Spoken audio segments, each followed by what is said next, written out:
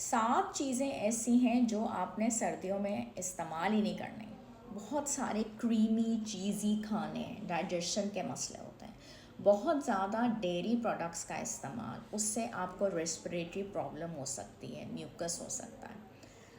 बलगम बहुत ज़्यादा, बेसल सीड्स, उसकी ठंडक आपके लिए अच्छी नहीं है। लस्सी का इस्तेमाल सर्दियों में नहीं अच्छा। बहुत ज़्यादा कैफ़ीन का इस्तेमाल आपके जिस्म से सारा पानी निकाल देगा और उस पानी की कमी को सर्दियों में पूरा करना बहुत मुश्किल है।